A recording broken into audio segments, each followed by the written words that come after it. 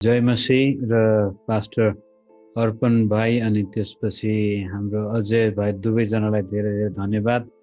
धेरै वर्ष अगाडि थुप्रो कति भयो थाहा भएन, हामी समर्पण मण्डलीमा एउटा कार्यक्रममा भाग लिने मौका पाएको थियौँ र त्यसपछि अजय भाइसँग बेला बखत अनलाइनमा चाहिँ कहिलेकाहीँ भेट भएको थियो। तर यस किसिमले यहाँहरूको यो विशेष गरी यो जवान सङ्गतिहरूको बीचमा पनि परमेश्वरको वचन ल्याउने मौका आज भाइले दिनुभएको लागि म धेरै धन्यवाद भन्न चाहन्छु।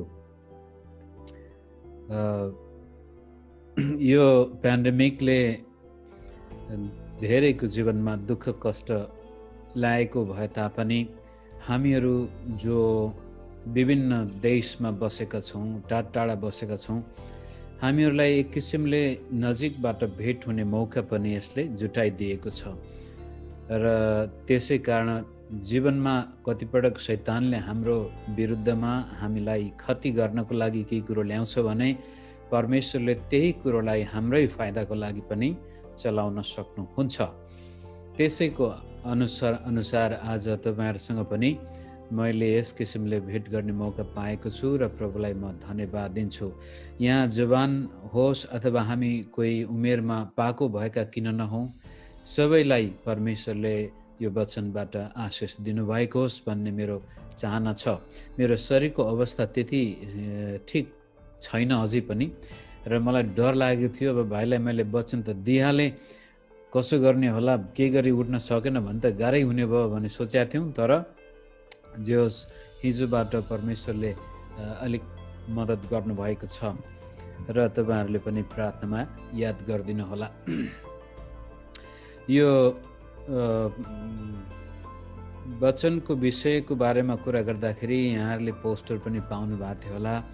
त्यसमा हामीले एउटा विषय राखेका थियौँ, यो इनर कन्डिसन बिकम्स यो आउटर रियालिटी, अथवा हाम्रो आन्तरिक अवस्थाले बाह्य वास्तविकता लिन्छ, वास्तविक रूप लिन सक्छ।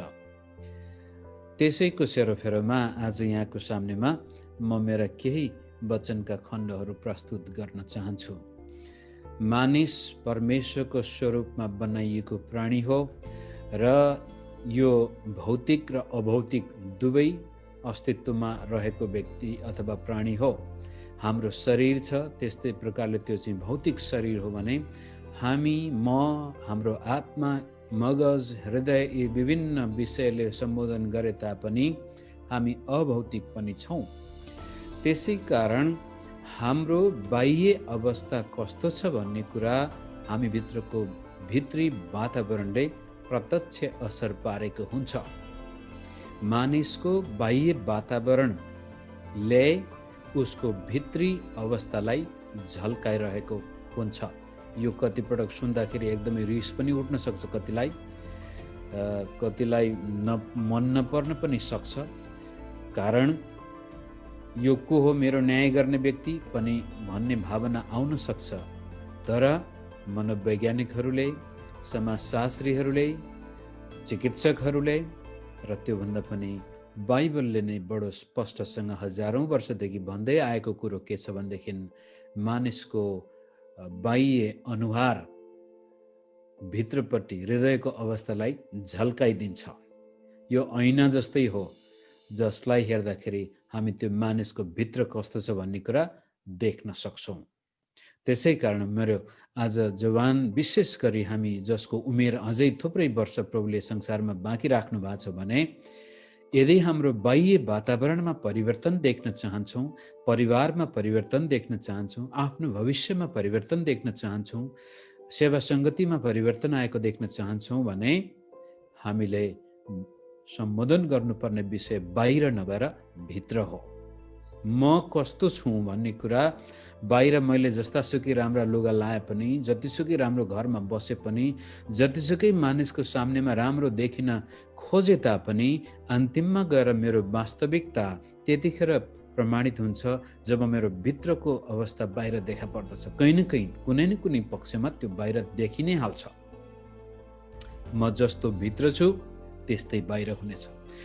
तपाईँ मेरो घरमा आउनुभयो र त्यसपछि मेरो बस्ने कोठा, सुत्ने बेडरुम, खाना खाने ठाउँ, घर आँगन हेर्नुभयो भनेदेखि यदि त्यहाँ सरसफाइ छ, सबै कुराहरू ठिकठाक छन्, सुहाउँदो किसिमको छ भनेदेखि सायद त्यो व्यक्तिको मानसिकता, भित्रको हृदयको अवस्था पनि ठिक छ भन्ने बुझ्न सकिन्छ। तर घर अस्त व्यस्त छ, भत्ताभुङ्ग छ, लथालिङ्ग छ, जहाँ पा त्यहीँ फोहोरै फोहोर छ भनेदेखि कता कता उसको भित्र सोच विचार गर्ने मनको अवस्था र मगजको अवस्था त्यस्तै भएको सम्भावना त्यसले देखाउँछ। अब यो भन्ने बित्तिकै हामीलाई रिस उठ्न सक्छ। जसको घर फोहोर छ त्यो व्यक्तिले हैन यसले त मेरो आन्तरिक न्याय गर्यो भन्नुहुन्छ होला कतिजनाले। तर मित्र, बाह्य अवस्था भित्रको प्रमाण दिइरहेको हुन्छ। कसैले गाडी चलाउँछ भनेदेखि त्यसको गाडी एकदमै फोहोर छ भनेदेखि कता कता उसको अस्तव्यस्त मानसिकता। तपाईँले मोटरसाइकलै चलाउनुहुन्छ भने पनि त्यो मोटरसाइकलको एकदमै भद्रगोल एउटा भाँचेकै छ, मैला नै छ, टायरमा कहिल्यै पानी हालेको त्यो सफा गरेको छैन, पुछपाछ कहिल्यै गरेको छैन, धुलो नै धुलो, मैला नै मैला छ भने उसको अस्तव्यस्त आन्तरिक अवस्थाले त्यहाँनिर आफ्नो रूप प्रस्तुत गरेको बुझिन्छ। त्यसकारण यदि कुनै मानिसको भित्र कस्तो छ भन्ने कुरा जाँच्नको लागि उसले चलाउने गाडी अथवा मोटरसाइकल अथवा साइकल जुनसुकै कुरा किन नहोस्, र कुनै स्त्रीको भित्र कस्तो छ भन्ने कुरा जाँच्नको लागि उसको भान्सा, खानपिन पकाउने गर्ने ठाउँ कस्तो छ। यो कुरो म किन भन्दैछु भनेदेखि कतिपल्ट ख्रीष्ट येशूमा विश्वास गरेको वर्षौं भइसक्दा पनि हाम्रो जीवनमा जुन प्रकारको परमेश्वरले गर्नुपर्ने काम, दिनुपर्ने आशिष, पाउनुपर्ने जीवनलाई हामीले उपभोग गर्न सकिरहेका हुँदैनौँ। अनि त्यसको कारण खोज्दाखेरि हामी बाहिर हिँडेर हुन्छौँ, अरूलाई दोष दिइरह हुन्छौँ, चर्चलाई दोष दिइरह हुन सक्छौँ, पास्टरलाई दोष दिइरह हुन सक्छौँ, एल्डर डिकनहरूलाई दोष दिइरह हुन सक्छौँ, त्यहाँको जवान सङ्गतिका अगुवाहरूलाई दोष दिइरह हुन सक्छौँ, आमा बाबुलाई दोष दिइरह हुन सक्छौँ, देशको अवस्थालाई दोष दिइरह हुन सक्छौँ। तर वास्तवमा दोष दिनुपर्ने व्यक्ति आफैभित्र लुकेर बसेको थाहा हुँदैन।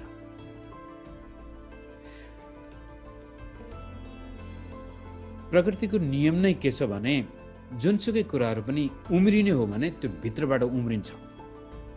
बिउ तपाईँले हेर्नुभयो भने भित्रबाट उम्रेर बाहिर निस्किन्छ। हरेक जीवन भएको कुरोहरू भित्रबाट बाहिर निस्कन्छ, तर मृत्यु चाहिँ बाहिरबाट भित्र जान्छ।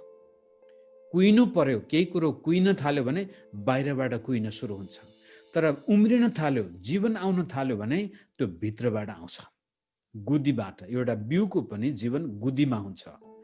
त्यस्तै किसिमले तपाईँ र मेरो जीवनको बनावट नै त्यस्तै छ कि यदि हामी बाहिर परिवर्तन देख्न चाहन्छौँ भने पहिला भित्र ख्याल गर्नुपर्ने हुन्छ। तपाईँ र मेरो हृदय, तपाईँ र मेरो मगज, म यो बोल्दाखेरि मगज र हृदय यो इन्टरचेन्जेबली म प्रयोग गर्नेछु। भित्रको आन्तरिक जीवन, हाम्रो आन्तरिक अवस्था बाह्य वास्तविकता बन्न सक्छ।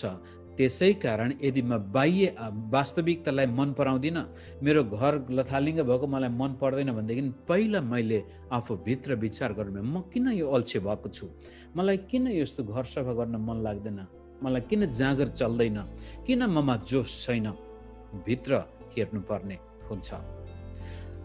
यदि मेरो गरिबी अवस्था छ, म गरिब परिवारमा छु, मेरो नाजुक अवस्था छ र मलाई गरिबी मन पर्दैन भनेदेखि त्यसपछि धनी मानिसहरूको आरेस गर्नुको सट्टामा, धनीहरूलाई दोष दिनुको सट्टामा आफैभित्र हेर्नु पर्यो कि मैले कहाँनिर यो अवस्थालाई निम्त्याइरहेको छु।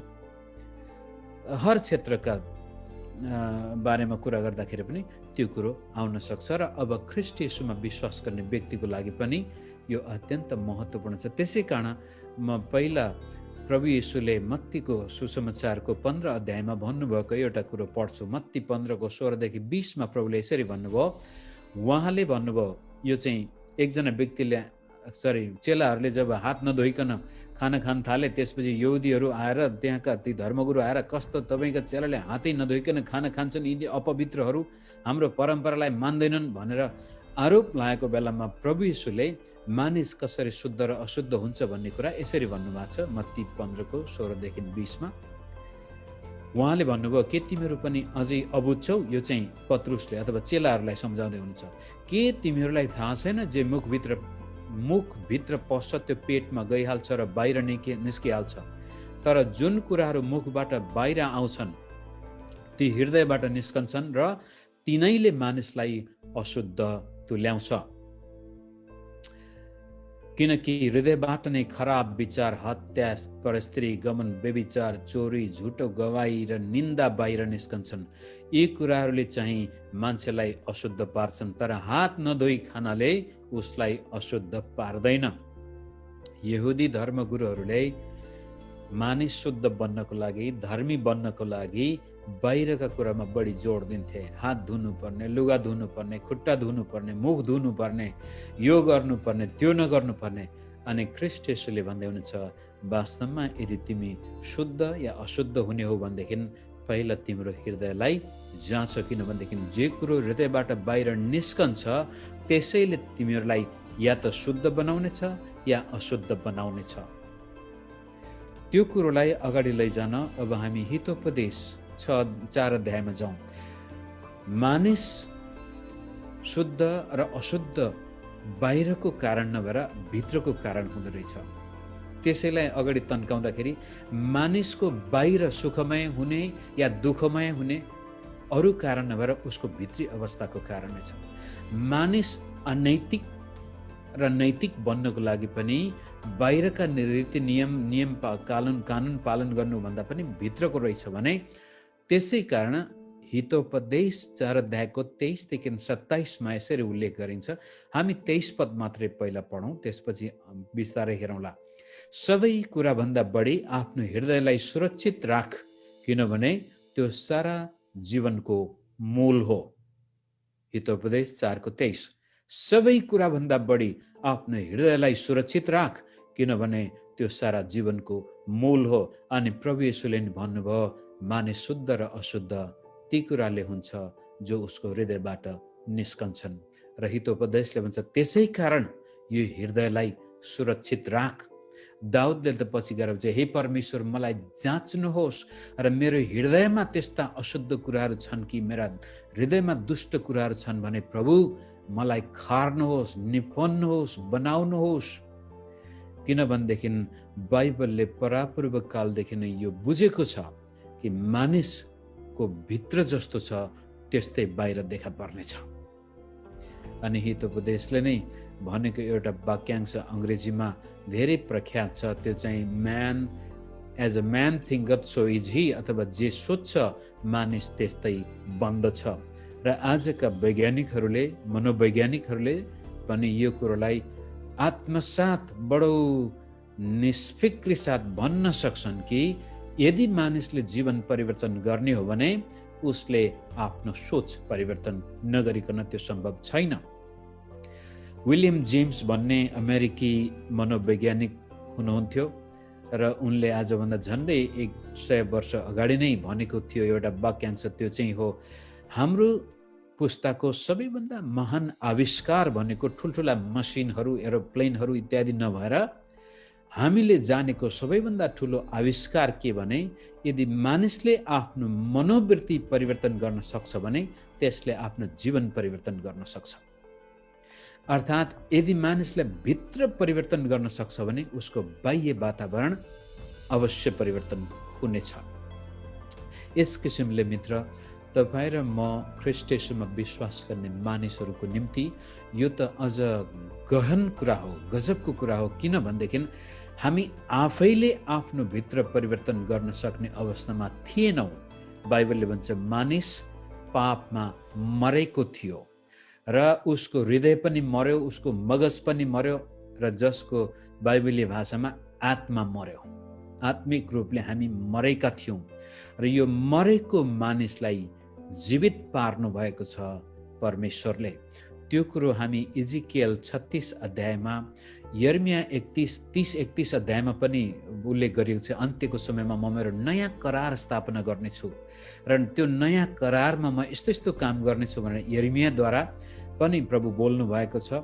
र त्यसपछि इजिकियलले अझ बडो स्पष्ट भाषामा यसरी भन्नुहुन्छ 36 अध्यायको 26 र 27 पदमा, म तिमीहरूलाई एउटा नयाँ हृदय दिनेछु र तिमीहरूभित्र म नयाँ आत्मा हालिदिनेछु। तिमीहरूबाट ढुङ्गाको हृदय निकालेर म त्यसको सट्टामा तिमीहरूलाई मासुको हृदय दिनेछु अनि म मेरा आत्मा तिमीहरूमा हालिदिनेछु र तिमीहरूलाई मेरो विधिहरू पालन गर्ने र मेरा नियमहरू होसियारी साथ मान्ने तुल्याउने छु। अर्थात् बाइबलले के भन्दैछ भनेदेखि येशू ख्रीष्टमा जब नयाँ करार स्थापना परमेश्वरले गर्नुहुनेछ त्यति बेलामा स्वयं परमेश्वरले हामी भित्रको त्यो दूषित हृदय, अशुद्ध हृदय, हामी भित्रको बिग्रेको अवस्थालाई परमेश्वरले परिवर्तन गर्नुहुनेछ र टुटेको फुटेको र कामै नलाग्ने सोच विचार छ भने पनि त्यसलाई परमेश्वरले नयाँ हृदय बनाउनुहुनेछ। परमेश्वरको वचनलाई स्वीकार गर्न सक्ने हृदय दिनुहुनेछ। परमेश्वरलाई मन पराउने मन परमेश्वरले दिनुहुनेछ। यस किसिमले ख्रीष्ट येशूमा विश्वास गर्ने मानिसको भित्र जबसम्म यो नयाँ हृदय स्थापित हुँदैन, नयाँ आत्मा स्थापित हुँदैन, नौलो प्रकारको सोचाइ त्यहाँ आउँदैन, तबसम्म ख्रीष्ट येशूले दिने प्रशस्त मात्रामाको जीवनको पूर्ण उपभोग हामी गर्न सक्दैनौँ। विशेष गरी जवान जवानीको लागि यो अत्यन्त महत्त्वपूर्ण विषय हुन सक्छ। किनभने तपाईहरू जस्तो सोच्दै हुनुहुन्छ जीवनमा त्यस्तै हुन जानेछ। सानै उमेरमा 16-17 वर्षको, 20-22 वर्षको, 30-35 वर्षको उमेरमा तपाईको मगजमा कस्ता खालका दृश्यहरू राख्नु भएको छ, कस्ता विचारहरू खेल्छन्, पछि गएर तपाईको जीवन त्यस्तै बन्नेछ। अचानक तपाईँ सफल व्यक्ति हुनुहुने छैन, अचानक तपाईँ बदमाश व्यक्ति पनि हुनुहुने छैन। त्यो चाहिँ निरन्तर मगजले अपनाउँदै गरेको सोच विचार र भावनाको परिणाम हुन जान्छ। कोही व्यक्ति तुरन्तै सफल, अब कहिलेकाहीँ त अपवाद हुन सक्छ। आश्चर्य कर्म तपाईँले के भन्छ हलो जोत्दै गर्दाखेरि तपाईँलाई के अरे सुनको एउटा गाग्री नै भेट्टाउनु भयो भने बेग्लै कुरा हो, अथवा चिट्ठा परेर करोडौँ रुपियाँ कमाउनु भयो त्यो बेग्लै कुरा हो। तरै पनि त्यस्ता व्यक्तिले जीवन बनाउन सक्दैनन्। तर नत्र सफल व्यक्ति त्यो बन्दछ जसले बचपनबाटै उसको मगजमा सही प्रकारको सोचलाई रोपेको छ, जसको हृदय सही प्रकारको छ। विफल व्यक्ति त्यो बन्दछ जसको सोच सानै उमेरदेखि बिग्रेको छ। यसकारण मित्रहरू, तपाईहरुमा ख्रीष्ट येशूमा विश्वास गर्ने मानिसको निम्ति यस्तो गजबको सम्भावना परमेश्वरले खुला छोडिदिनु भएको छ कि तपाईले आफ्नो जीवनलाई जहाँ चाहे त्यहाँ लान सक्ने सम्भावना बाइबलले प्रस्तुत गरेको छ। धेरै ठाउँमा बाइबलले भन्छ, यदि तिमीहरू ममा रह्यौ र म तिमीहरूमा रहे, यदि तिमीहरू परमप्रभुमा आनन्दित हुन्छौ भनेदेखि परमेश्वरले तिमीहरूको मनको चाहना पूरा गर्नुहुनेछ। तिमीहरूले जे सोच्छौ त्यो परमेश्वरले पूरा गर्नुहुनेछ। तर हामी सोच्न सक्दैनौँ। हाम्रो सोचाइ बाइबलबाट प्रेरणा नभएर संसारका कुराहरूबाट प्रभावित भएको छ, शरीरका कुराहरूबाट प्रभावित भएको, शैतानिक कुराहरूबाट प्रभावित भएको, जसको कारण त्यस्तै प्रकारको परिणाम पनि हाम्रो जीवनमा हामी पाइरह हुन्छौँ। त मुख्य कुरो तपाईँ मेरो भित्र कस्तो छ, हामी बाहिर त्यस्तै बन्न जान्छौँ। तपाईँलाई आफ्नो बाहिरको अवस्था मन परेको छैन भने बाहिरको बढी चिन्ता नगर्नुहोस्, भित्र पहिला हेर्नुहोस्, त्यसलाई परिवर्तन गर्नुहोस्। जबसम्म हामी भित्र परिवर्तन हुँदैनौँ बाहिर कहिले पनि परिवर्तन हुन सक्दैन। अनि त्यो कुरोलाई अगाडि लैजानको लागि पहिलो कोरिन्थी 2:16 त्यहाँनिर आत्मिक ज्ञानको कुरो गर्दाखेरि पावलले भन्छ, हामीसँग परमेश्वरका रहस्यका कुराहरू थाहा छन्। आँखाले नदेखेका, कानले नसुनेका र मगजले पनि नसोचेका कुराहरू परमेश्वरले उहाँलाई प्रेम गर्नेहरूका निम्ति तयार गरेर राख्नु भएको छ र ती कुराहरू हामीलाई देखाइएका छन्। किनभने हामीसँग त ख्रीष्टको मन छ। एउटा ख्रीष्ट येशूमा विश्वास गर्ने व्यक्तिको आन्तरिक अवस्था कस्तो छ? ख्रीष्ट येशूको जस्तै। त्यसै कारण हामी आँखाले नदेखेका, कानले नसुनेका र मगजले पनि नसोचेका कुराहरू पनि जान्न सक्छौँ, किनभने हामीभित्र ख्रीष्टको मन छ। अनि यदि हामीसँग ख्रीष्टको मन भएको महसुस हामीले गरेका छैनौँ भने फिलिप्पी 2:5 पावलले यसरी भन्नुहुन्छ, तिमीहरूमा यस्तो मन होस् जो ख्रीष्ट येशूमा पनि थियो। है, विश्वास गर्नेहरू कसैसँग यदि अझै पनि सांसारिक मन छ, शारीरिक मन छ, पापी स्वभाव नै छ भने ती व्यक्तिहरूलाई फिलिप्पी 2:5 पावलले आह्वान गर्दै हुनुहुन्छ र भन्दै हुनुहुन्छ, तिमीहरूमा ख्रीष्टको मन होस्। पहिलो कोरिन्थी 2:16 हामीसँग त ख्रीष्टको मन छ भन्नुहुन्छ भने जससँग ख्रीष्टको मन छैन, जससँग अझै पनि पुरानो पापी स्वभावको मन छ भने ती मानिसहरूलाई ख्रीष्टको मन धारण गर्न बोलाउँदै हुनुहुन्छ। अनि त्यो ख्रीष्टको मनको चरित्र चाहिँ फिलिप्पी 4:8 यसरी भनिएको छ, अन्त्यमा भाइ हो, जे कुरो सत्य छ, जे कुरो आदरणीय छ, जे कुरो न्यायसङ्गत छ, जे कुरो शुद्ध छ, जे कुरो प्रेमयोग्य छ, जे कुरो कृपामय छ, यदि केही श्रेष्ठता प्रशंसाको योग्य केही छ भने यिनै कुराका विचार गर, यिनै कुराहरूमा मन लगाओ। अथवा ख्रीष्ट येशूको मनको स्वभाव हेर्नुभयो भने शुद्ध, सत्य, आदरणीय, न्यायसङ्गत, पवित्र, प्रेमयोग्य, श्रेष्ठता, प्रशंसा योग्य, कृपामय। अब यो अन्त्य होइन, यसलाई तपाईँ बढाउँदै बढाउँदै बढाउँदै लान सक्नुहुन्छ। सबै असल चिजको एउटा प्रतीक हो ख्रीष्टको मन।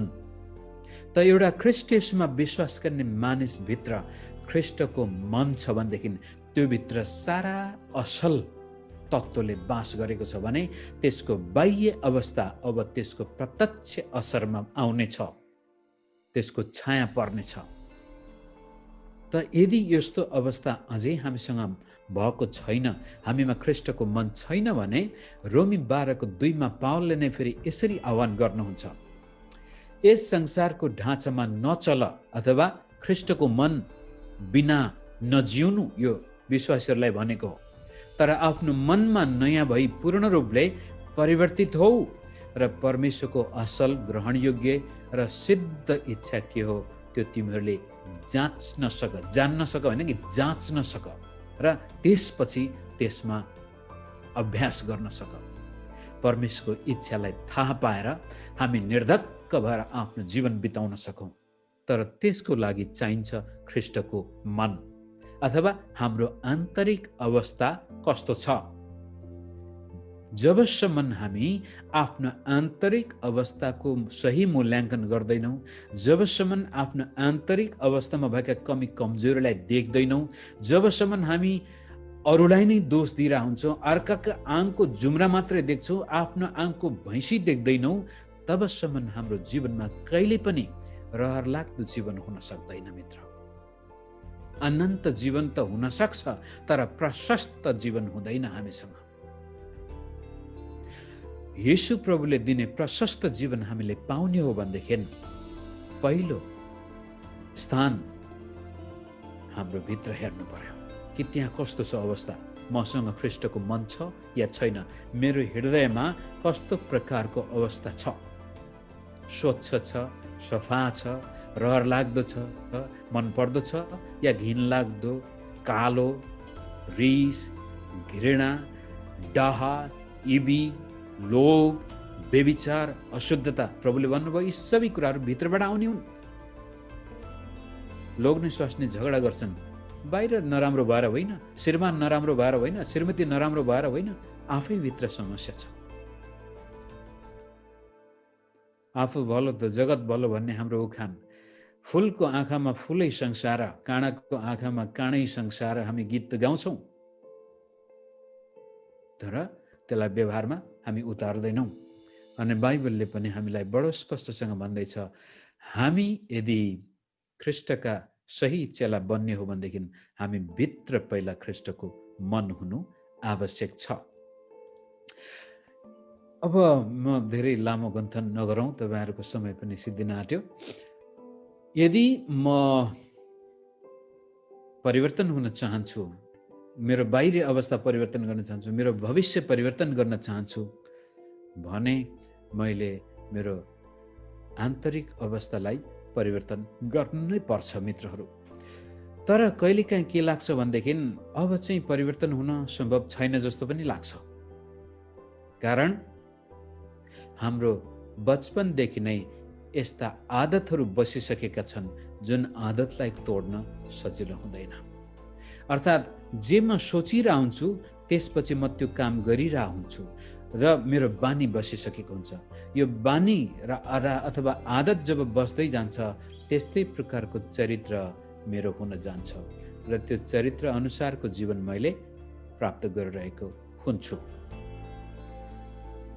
त अब यदि मैले मेरो जीवनमा लागेका खराब आदतहरू, खराब बानीहरूबाट छुटकारा पाएन भनेदेखि मेरो जीवनले वास्तवमा असल दिन देख्न असम्भव नै हुन्छ। येशू प्रभुसँग म जति रोइ कराई गरे पनि यदि मैले मेरा खराब आदतमाथि विजय प्राप्त गरेको छैन, बानीबाट विजय प्राप्त गरेको खराब सोचाइबाट मैले मुक्ति पाएको छैन भने येशू प्रभुले दिने जीवन पनि त्यत्तिकै खेर गइरह हुन सक्छ। मगजले जस्तो सोच्दैछ त्यस्तै आदत हुन जान्छ र अब यदि सोचाइबाट त्यो आदत बसेको थियो भने अब त्यो आदतलाई तोड्नको लागि फेरि सोचाइमा नै हामीले विचार गर्नुपर्ने हुन्छ।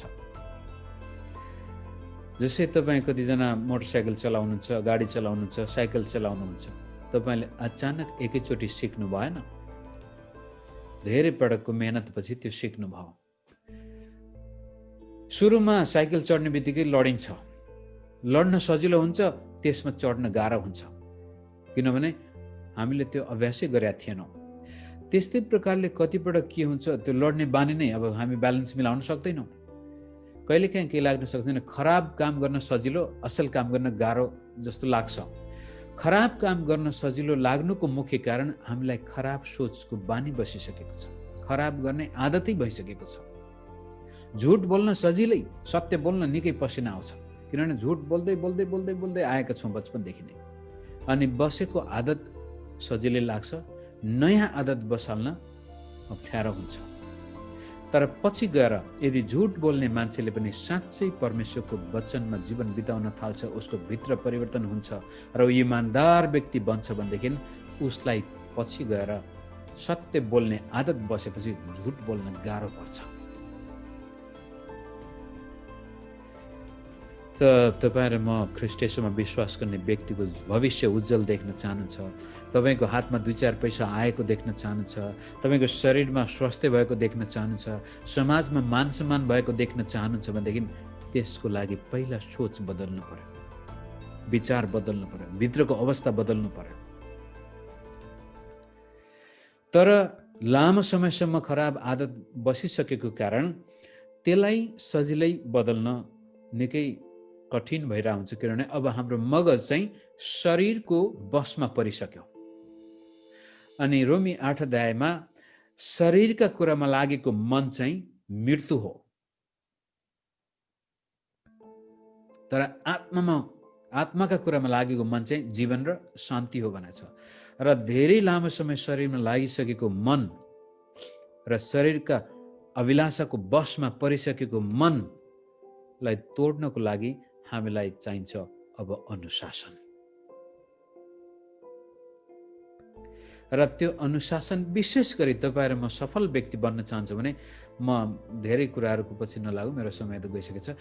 3वटा आदतलाई म आज यहाँको सामनेमा राख्न चाहन्छु। यदि तपाईँ जीवनमा परिवर्तन देख्न चाहन्छ, जीवनमा उन्नति देख्न चाहन्छ, जीवनमा परमेश्वरले दिने प्रशस्त जीवन पाएको देख्न चाहन्छ भनेदेखि 3वटा आदत तोड्नु पर्ने हुन्छ। त त्यसलाई तोड्नुभन्दा पहिला तपाईँले बुझ्नुपर्ने हुन्छ, हो मेरो यो खराब आदत छ भने स्वीकार गर्नु पर्यो, र त्यसपछि हो यो खराब आदत मेरो बाहिरबाट र भित्रबाट आएको भन्ने कुराको ज्ञान हुनु पर्यो, महसुस हुनु पर्यो, र अरूलाई दोष दिनुको सट्टामा आफैले आफ्नो जिम्मेवारी वहन गर्नु पर्यो। हो यो आदतले गर्दा म असफल हुँदैछु, र थुप्रै त्यसपछि अरू थप्न सकिन्छ। तर म 3टा पहिला प्रस्तुत गर्न चाहन्छु। नम्बर 1, अल्छेपना। यो शारीरिक अल्छेपना, आत्मिक अल्छेपना दुवै मा लागू हुने कुरा हो यो। आज धेरै क्रिस्चियनहरू कुँजो जीवन बिताउँछन् किनभने उनीहरू अल्छी छन्, कि त शारीरिक रूपले अल्छी छन् कि आत्मिक रूपले अल्छी छन्। त्यसलाई हितोपदेश 6:9-11 धेरै ठाउँमा उल्लेख गरिएको पद हो यो। कमसेकम 3 ठाउँमा उल्लेख गरिएको छ हितोपदेशको किताबमै मात्रै पनि, र बाइबलले धेरै ठाउँमा यसलाई गर्छ। अल्छी व्यक्ति जीवनमा कहिल्यै उँभो लाग्दैन। अनि त्यो अल्छी किन भयो? अल्छी मानसिकता, उसको सोचाइमा समस्या भयो। उद्देश्यहीन व्यक्ति अल्छी हुन्छ। हितोपदेश 6:9-11 यसो भन्छ, ए अल्छे त कहिलेसम्म सुतिरहन्छस्? त कहिले आफ्नो निन्द्राबाट जाग्छस्? क्षणिक सुताई र क्षणिक उगाइले, हात बाँधेर केही बेरको ओर आराम गराइले, दरिद्रता तमाथि डाँकु झैँ र अभाव चाहिँ हतियार भिरेको मानिस झैँ आइलाग्नेछ। एकदमै डरलाग्दो डाँकुले आएर सबै कुरा लुटेर लाने अवस्था अल्छेपन भएको मानिसको जीवनमा यहाँ उल्लेख गरिएको छ। एकछिनको हात बँधाएर एकछिनको आराम गराइले मानिस अल्छी बन्न जान्छ, र जब ऊ अल्छी बन्दछ त्यसपछि ऊ कंगाल बन्छ, गरिब बन्छ। भौतिक रूपले ऊ गरिब बन्छ, बौद्धिक रूपले ऊ गरिब बन्छ, सामाजिक रूपले आदर इज्जतको हिसाबले ऊ गरिब बन्छ। सबैले उलाई दूर दूर र छिछि गर्दछन्। अल्छीपना पनि विशेष गरी यो मानसिक समस्या नै हो र उद्देश्यहीन व्यक्तिको जीवनमा बढी हुन्छ। त यदि तपाईमा केही उद्देश्य छ, तपाईँ केही गर्न चाहनुहुन्छ, हो मेरो जीवनमा यस्तो हुनुको कारण वास्तवमा मेरो भित्र अवस्था यो रहेछ भन्ने महसुस गर्नुभयो र त्यो अवस्थाबाट तपाईँ आफूलाई स्वतन्त्र पार्न चाहनुहुन्छ भनेदेखि अब चाहिँ हात बाँधेर नबस्नुहोस्। भोलि गरौँला, पर्सि गरौँला, अरूले गरोस् भनेर होइन। हार्ड वर्किङ, परिश्रम र मेहनत गर्ने व्यक्ति बन्नुहोस्।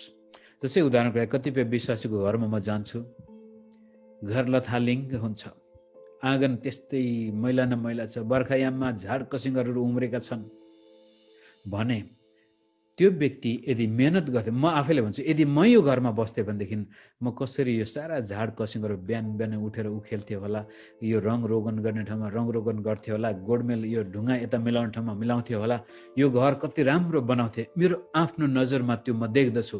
तर त्यो घरबेटीले, घर मालिकले आफ्नो घर त्यो स्याल बस्ने दुलो भइसकेको पनि महसुस हुँदैन। कतिपय घरको आँगनमा जाँदाखेरि एकदमै आङ श्रिङ श्रिङ भएर आउँछ अल्छेपनाले गर्दाखेरि। त्यो किन हुन गयो? सायद उसको बचपनदेखि नै कहिले पनि जीवनमा परमेश्वरले यो गर्न सक्नुहुन्छ, म यो ठुलो व्यक्ति बन्नेछु, म ज्ञानी व्यक्ति बन्नेछु, म सफल बन्नेछु, मेरो छोराछोरीको लागि, मेरो श्रीमतीको लागि, मेरो श्रीमानको लागि म यो गाउँमा म केही गर्नेछु, यो ठाउँमा म केही गर्नेछु भन्ने कहिले त्यस्तो प्रकारको आन्तरिक सोचाइ नै आएन। अनि एक छाक खाद पाछ, जहाँ खाना पा त्यही खाइदियो, जहाँ बस्यो त्यही सुत्यो, जसको कारण उसमा अल्छीपना आयो। अल्छीपनाले उसलाई जीवनभरि दरिद्र, गरिब, कंगाल, बेवकूफ बनाइदिन्छ। जवान उमेरमा नै भाइ बहिनीहरू, यदि तपाईँ जवान हुनुहुन्छ भनेदेखि मेहनत गर्न सिक्नुहोस्, परिश्रम गर्न सिक्नुहोस्। काम गर्नको लागि लाज मान्ने आत्मा छ भने त्यसलाई आजै निकाल्नुहोस्। जस्तो सुकै काम गर्नु परे तापनि हामी लाज मान्नु पर्दैन। म सुरुमा सेवा सुरु गर्दाखेरि त्योभन्दा पहिला म एउटा स्कुलमा शिक्षकको काम गर्थेँ। अनि त्यो स्कुलमा सुसमाचार सुनाउँदै मलाई त्यो स्कुलबाट निकालिदियो यो धर्म प्रचारको आरोपमा। त्यसपछि एउटा चर्चले मलाई सेवाकाईमा ठाउँ दियो। अनि त्यो चर्च चाहिँ त्यो तराईतिरको चर्च हो, खरको छाना भएको, खरले नै केले त्यस्तै प्रकारको त्यो भित्ता पनि खरको नै माने गोबरले पोत्नु पर्थ्यो।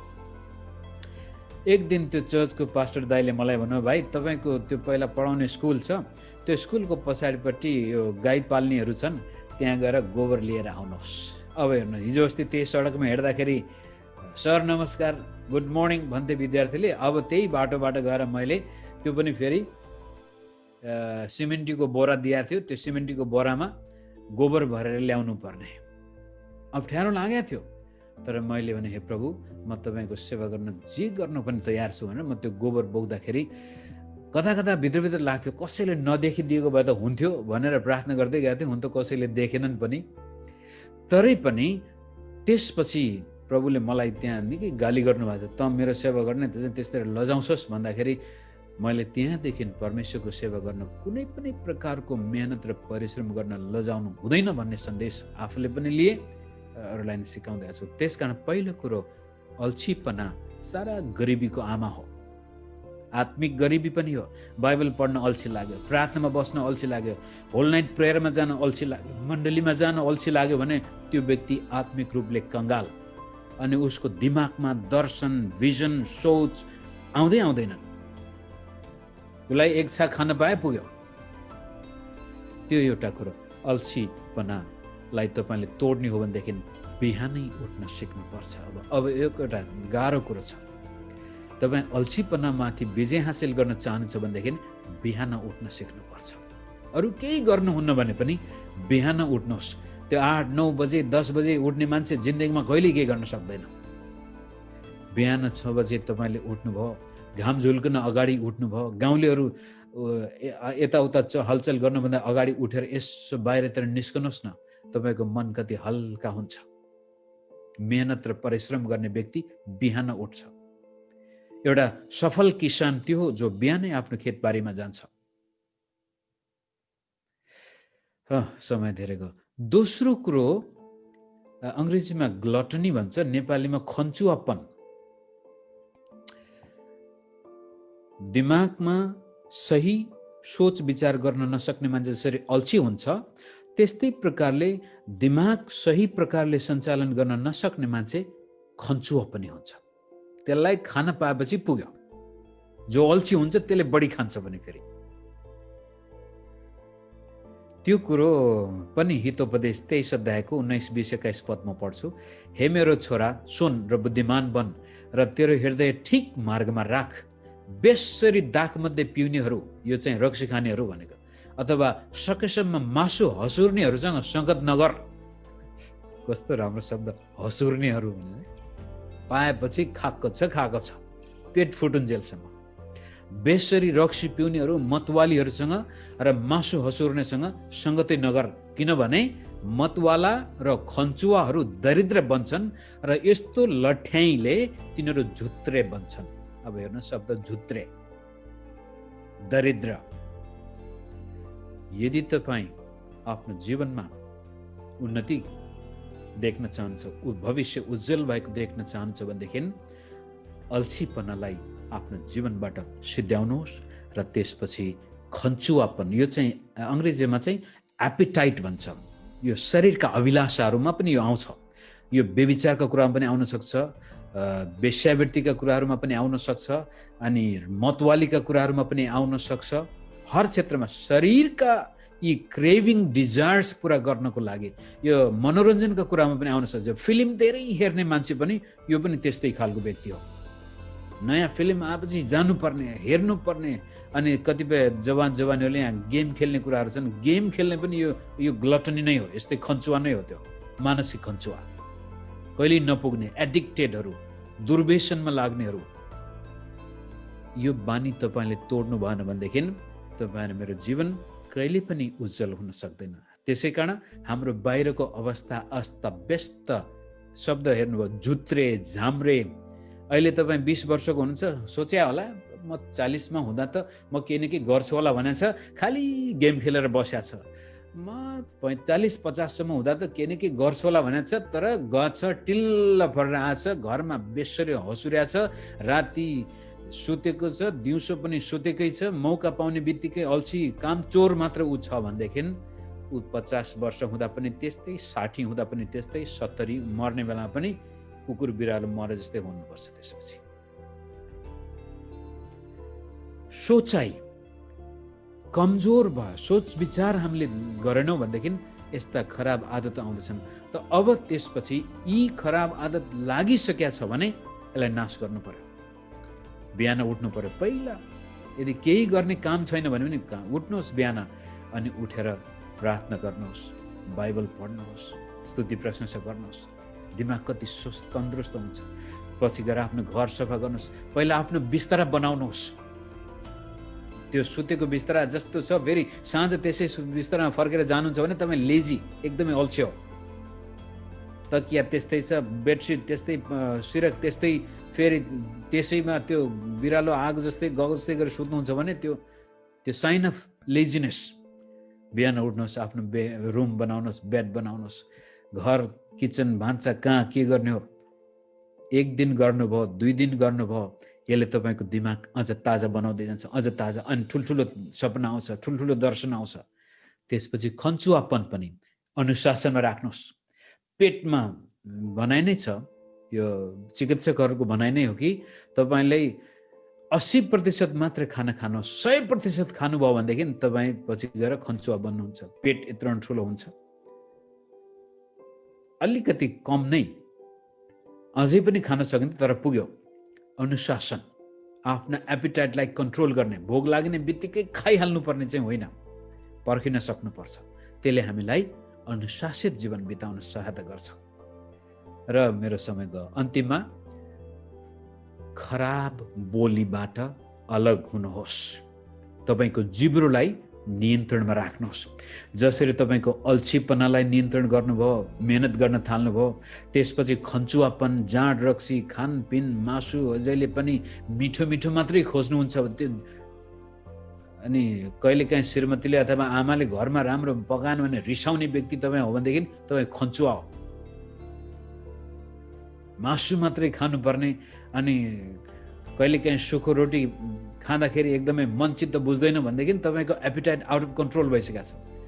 त्यस्तै किसिमले तपाईँको सोचाइ ठिक हुने हो भनेदेखि तपाईँको बोली पनि ठिक हुनुपर्छ।